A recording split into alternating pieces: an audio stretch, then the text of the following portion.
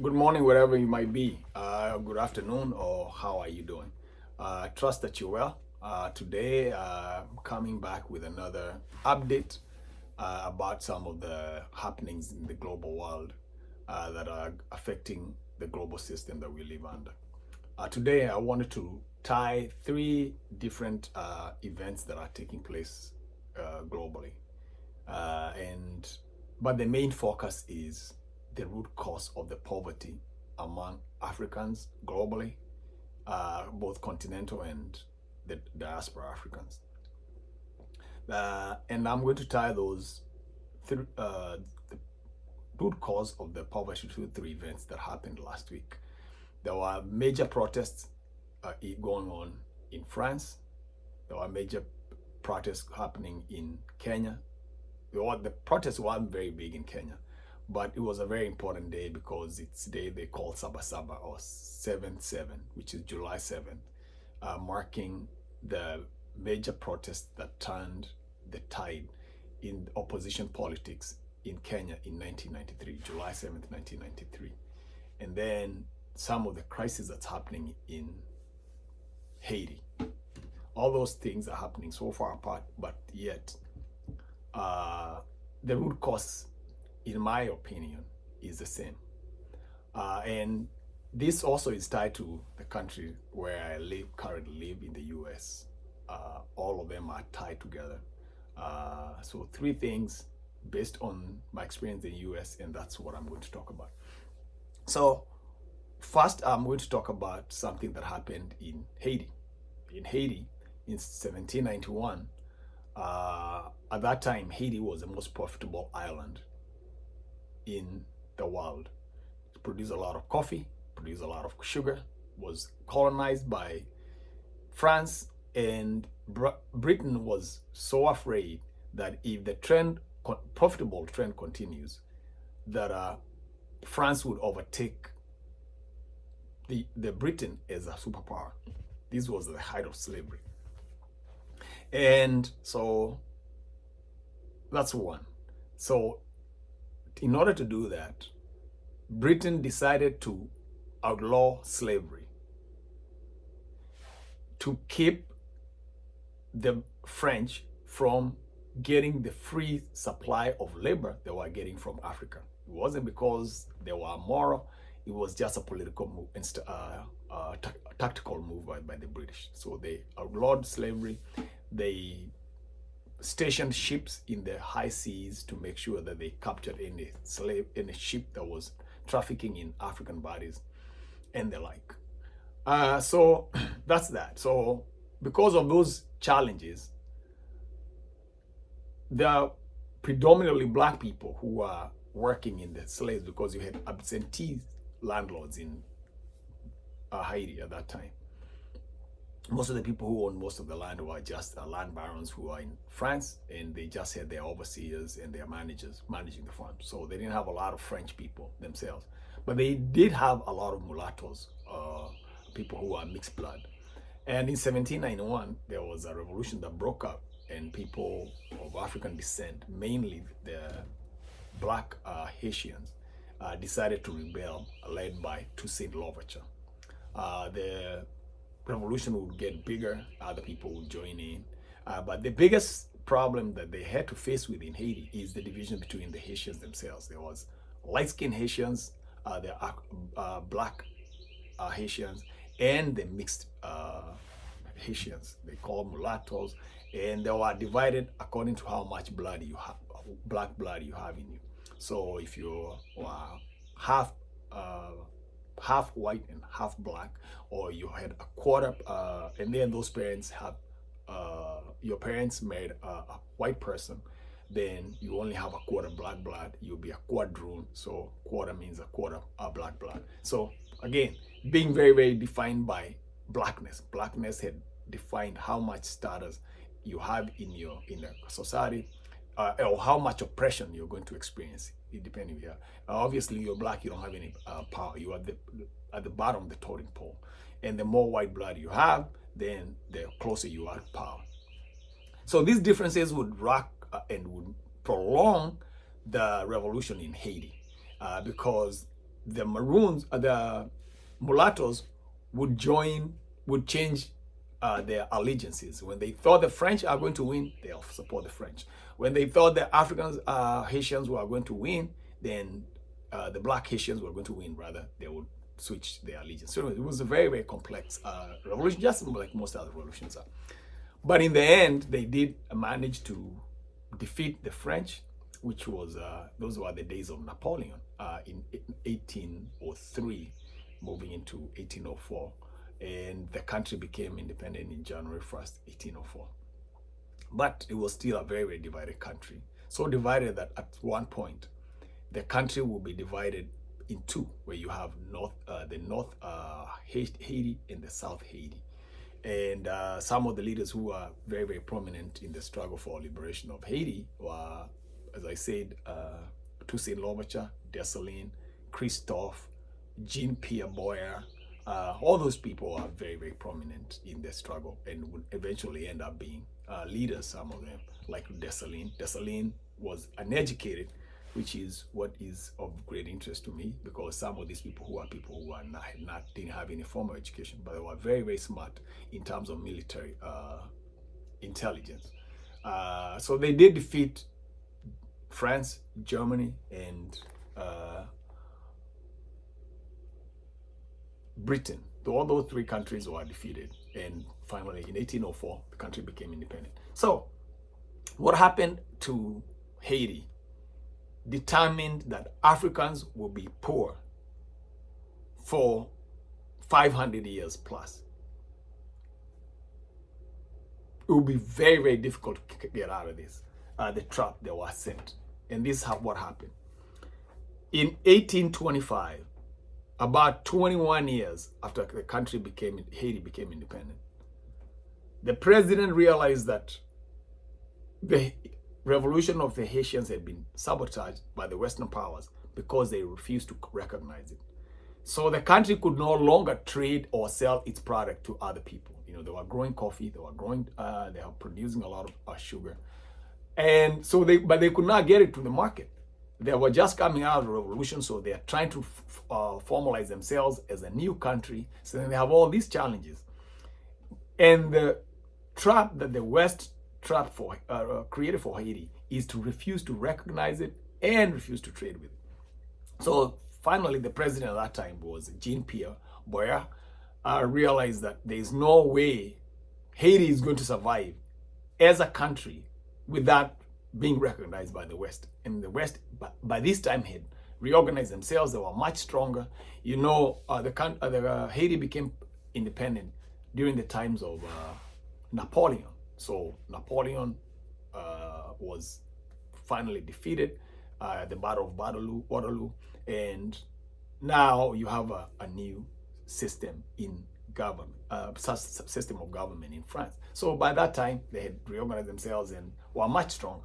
So these countries got together and said they are not going to recognize Haiti, and they are going to starve it to death, politically and militarily and economically. So in order to try and find a way around it, President Boyer agreed to pay to the conditions that the French set, which was to pay reparations of 30 million francs to the French government for the losses as indemnity. It actually something that was passed in the French parliament. It was called the French indemnity.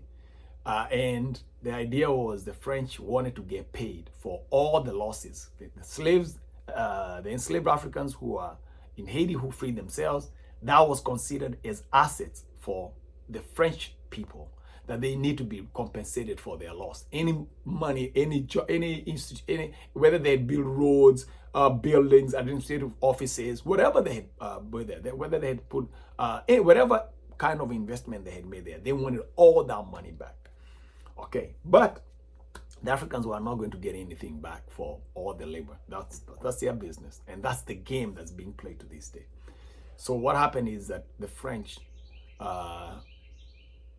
required the president of Haiti to first, because they didn't have any money, to first go and take a loan from the bank. It was called, I don't know how to pronounce it, the French, I don't want to butcher the name, But one of the banks in France to take half of the money, and then they would make payment for that loan to the bank, and then the rest half of the money they will be making the payments to the government. So every year Haiti would be making two payments, one to the bank, one to the French government.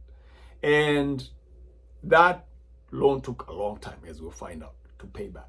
So here is a country that was just newly independent, first black country in the world to be independent, to fight slavery and win slavery, and first country period in history to overcome slavery and create a republic. So in addition to all the other problems that they had, now they have to pay a loan. And the first annual payment for the loan was equivalent to 6 times the amount of GDP that Haiti was producing in that time. So it was extremely punitive. So that's one. But even more interesting is something that happened in America just 1 year prior. Actually, not even 1 year prior. Something like 8 months prior to Haiti becoming independent. And that was in April of 30th of 1803. America entered an agreement with Napoleon to buy half of current size of America, what was called the Louisiana Purchase.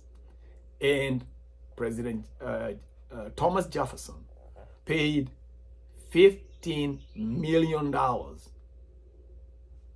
to France for the Louisiana Purchase. A land size was 827,000 square miles. 827,000 square miles. They paid $15 million. That was the equivalent of 4 cents an acre. All right, so if you get this, you understand why Africans are going to be poor for a long time unless something changes, and changes immediately. At that time, just next year, or 8 months later, as I said, Haiti will become independent, and another mere 21 years, they'll start paying the loan for being independent. For them, they'll be paying 30 million francs.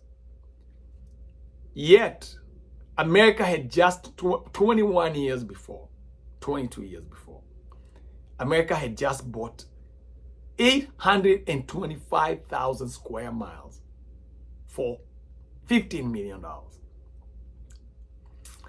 Haiti is 10,714 square miles. So if you just compare the two sizes of Haiti and the Louisiana Purchase, you're looking at America buying Haiti 77 times. 77 times. So even if you say the prices had gone up so much, and by 21 years, 22 years later, Haiti, one, got paid for reparation and saved the amount of money that they had to pay their former enslavers. And at a very bare minimum, say that Haiti would have been able to buy a piece of land or have an investment that was equivalent to 50% or 75% of what America bought from the French. Then you can see the size, the amount of wealth that the Haitians would have today. But even if we were just fair and say, just make everything equal, and say that Haitians would have bought 825,000 square miles worth of wealth somewhere. It can be in anything. Then you can imagine the kind of status Haiti would have, and by extension, all other African countries that would be independent following Haiti. Why do I say that? That's not an imagination that I'm creating in my head. The Haitian government, immediately after they came to power, were very supportive of revolutions elsewhere that would end especially slavery. Haiti was very supportive of Simon Bolivar in his revolution in South America, in Colombia, and they provided him infantry. They provided him printing opportunities for printing his stuff that he needed to print it for the materials for his revolution, but on the condition that he would free any slaves that were in the territory that he's freed. And that's an honor that he fulfilled. So the Haitians were interested not only in their own liberation, but also in the liberation of other enslaved masses. But as we know, because of American interest in maintaining slavery, America would maintain the institution of slavery for another 60 years. Another 60 years, almost 57 years or 58 years before slavery ended in America legally. But another 100 years of Jim Crow, which was just another form of slavery. So literally 160 years literally would go on. So America was very afraid that an example of a country ran by African people would be a terrible, terrible threat to the institution of slavery in the United States. So America supported the British, supported the French, and to ensure that Haiti would become impoverished. And in many ways, the Americans sent their naval ships there as soon as the country became independent, and they did everything they could to sabotage the thriving democracy in that country, even in the early days, but as we will see, even much later, going on to today. But the most prominent people that we know in recent history were Papa Doc and Baby Doc, Jean-Claude Duvalier, which was, or the Duvalier family, which was the father and the son. And the father, Papa Doc Duvalier, the father, started ruling France and Haiti in 1947, and he ruled 1947 from 1947 to 1971. That's a lot of years. When his son, Jean-Claude Duvalier, his son, took over and ruled until 1985, when there was an uprising, and there was two really, these were mulattoes too, because the country has been ran largely for the most of the history by mulattoes, people who are partly white. So for both of them, interesting enough, they both died in the early 60s, both the father and the son, and the father lived to be 64, the son died at 63, and the father was, the father was notorious for having formed a private army called Tanta Makuts, which was actually bigger than the military. And it was his secret police that wreaked havoc on the country. It was very ruthless, did not tolerate opposition. They were very, very corrupt. They stole a lot of money from the state and the like. So people were very happy. The Haitians were happy when the father passed, and they thought the son would do a better job. And all he did was some cosmetic changes, plundered the resources of the country. I remember one of the most stupid things that for sure that marked his, and that was symbolic of the kind of leadership that he would have, is that he spent $2 million on a state-funded wedding, for his wedding, for a country that was the poorest in the northern hemisphere.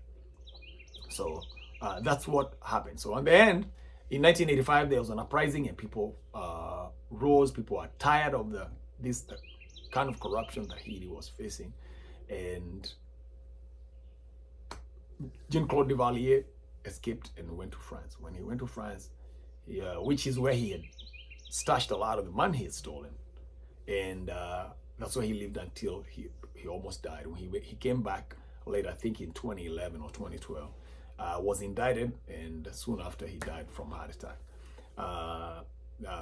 and he passed. But what is interesting, connection between America, again, all these things are connected, is that the way he left France, Haiti to France in 1986 was through an American Air Force flight. Is the one who took him from from Haiti to France.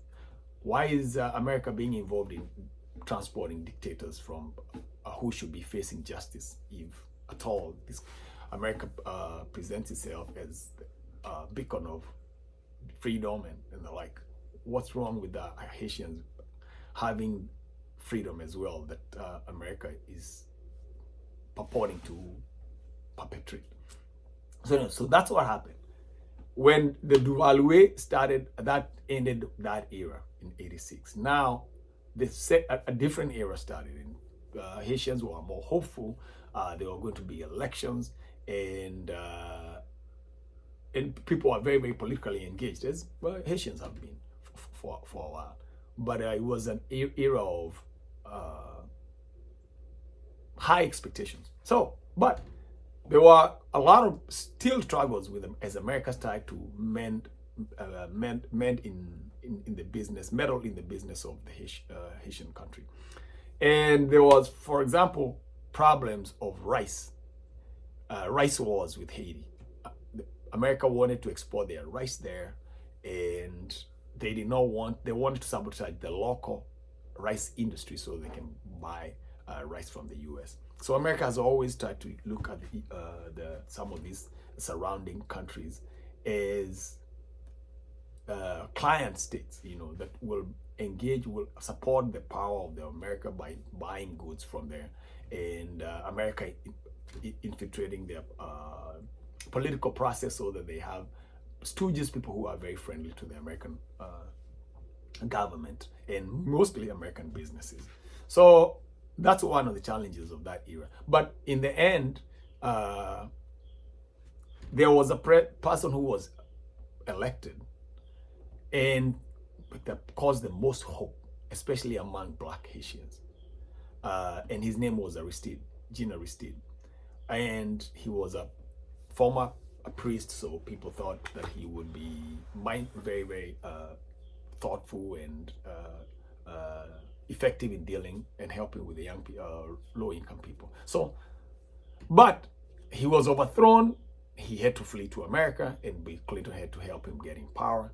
And that caused a lot of consternation amongst the people, because now people who put you in power, you have to be beholden to them. And true enough, there are some deals that didn't go down well, and an American Air Force flight went to Haiti again and asked Aristide to leave. It carried him from there to Africa, where he was banned from ever coming back to Haiti. So those are kind of the problems that Haiti has had. And I think it's also important to mention that the Haitians, for all their efforts, faced all manner of challenges. Their central bank was once raided, and all the gold was stolen from there from the period of time that America had occupied the island. So that's Haiti for you on one side. So this country that put so much debt in America on the Haitians, France benefited for so long, got the debt for so long. But in 1947 was finally when the loan was finally paid off. But it was not finally paid off to France. 37 of those years, the loan were bought by Citibank.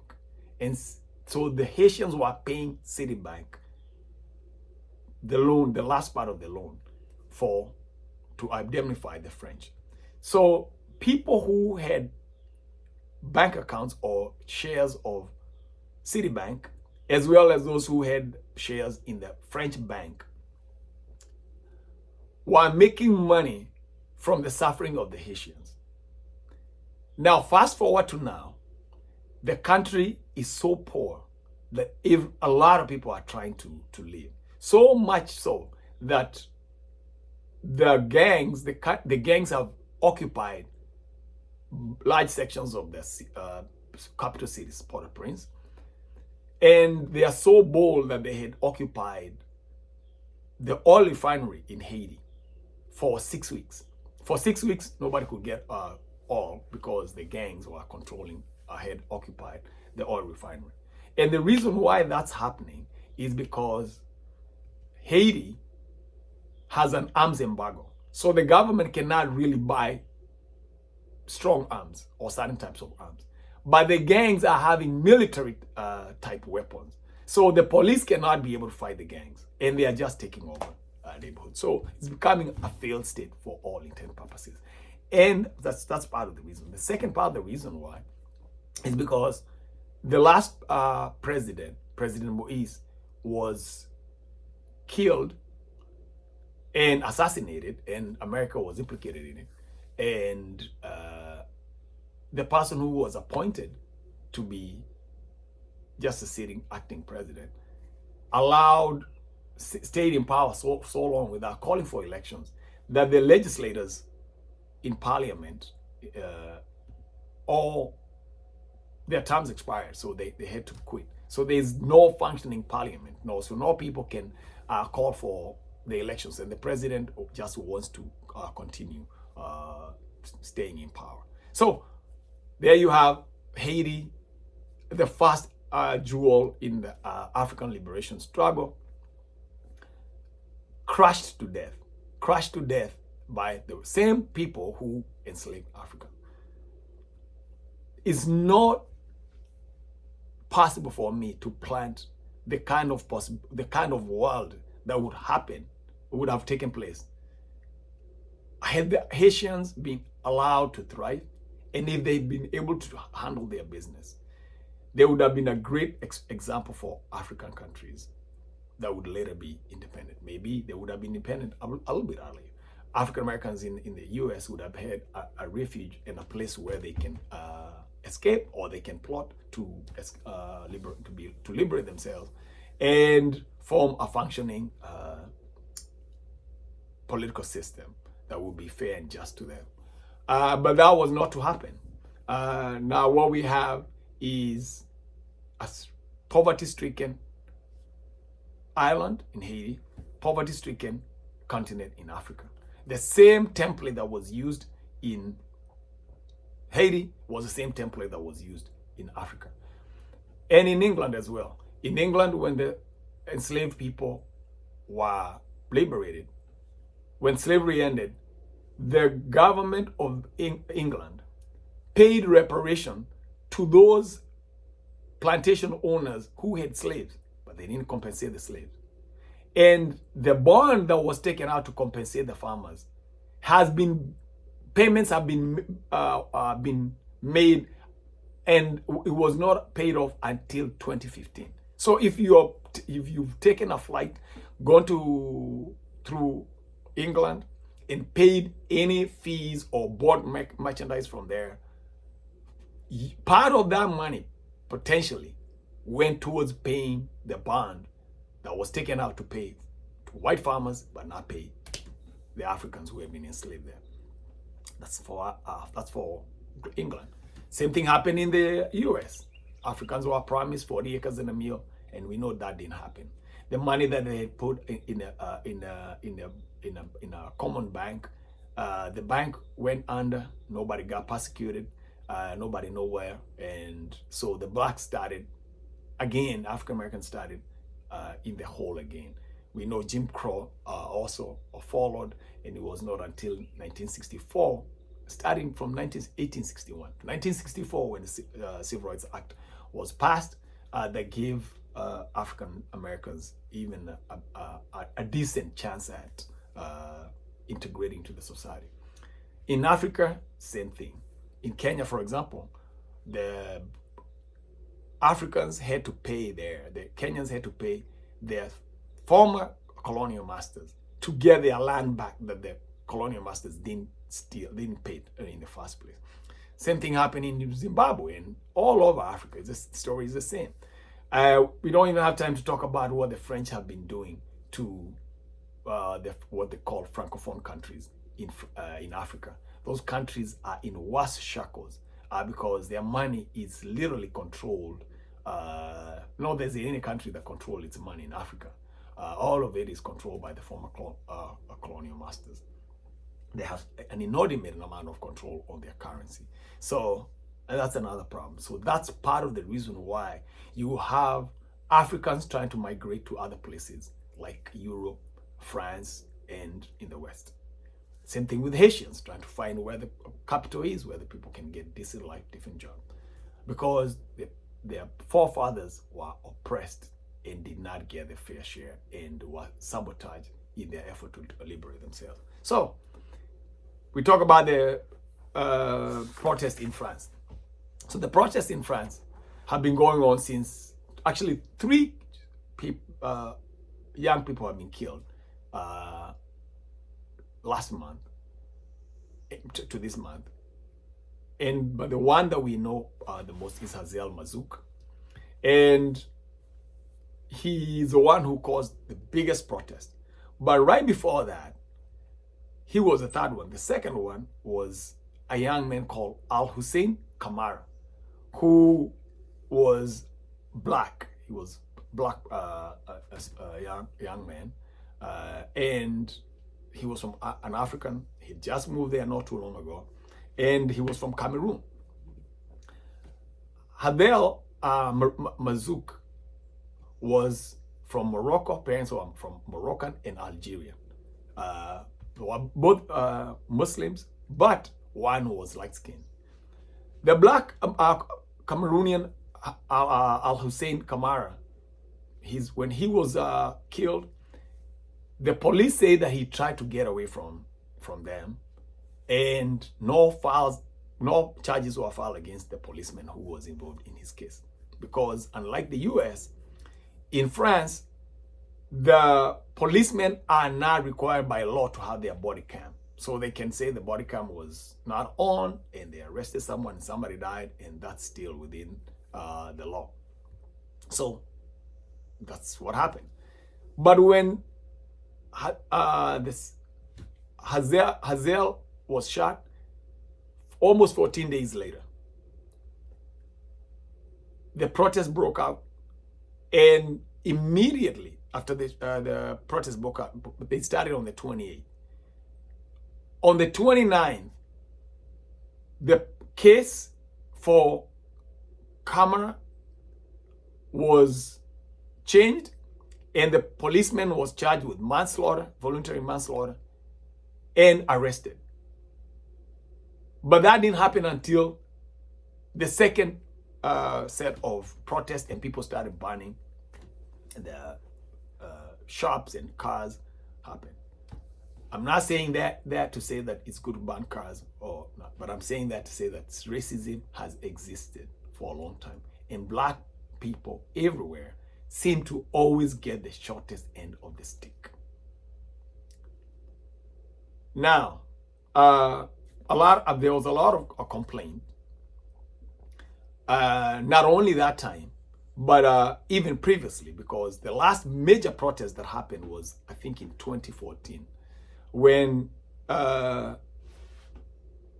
Sarkozy, who was the Minister of Interior at that time, made a very, very ignorant statement, and he said that he's going to get rid of the riffraffs, and that caused 3 weeks of protest in France. 3 weeks for protest, and a lot of property was burned. But not to be insensitive to the people who lost property or people who died, because I'm sure there are people who suffered tremendously.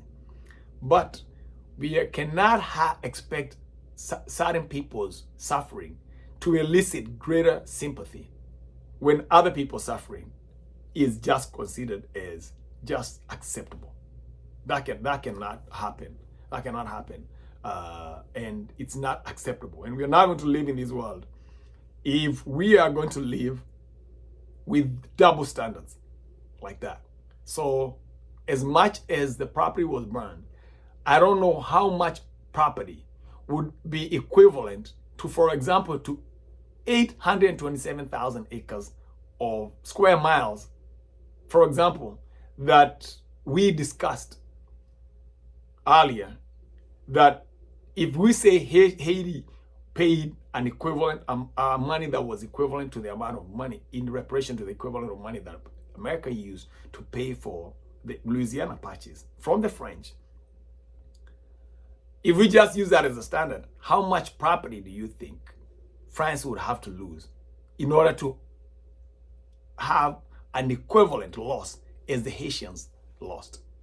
And if we can keep counting and count the amount of money that the Africans in England and the Africans in other African countries and Africans that are both colonized by the British and the Germans, the British or the French, all that loss, if we tabulate it and say this is how much reparations would be fair, I don't know how many times France would have to be banned, many times over.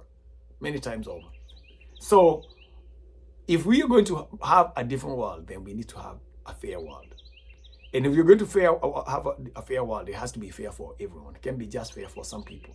It can be only that other people can be so easily killed, even without any regard. We see that happening in the U.S. More people, black people, are killed in the U.S. than are killed in France. Obviously, the populations are not nowhere close to each other, but there's no justification whatsoever in 2023 that black people should be killed like that and their life should be worth less, especially when the people who are causing the suffering are the same people who have been implicated in causing some of the poverty that we have. So I think I've talked enough. I think I'll leave there. So that's what's happening, and see you next time. Subscribe to the channel. Let me know what you think, and let's keep the discussion going.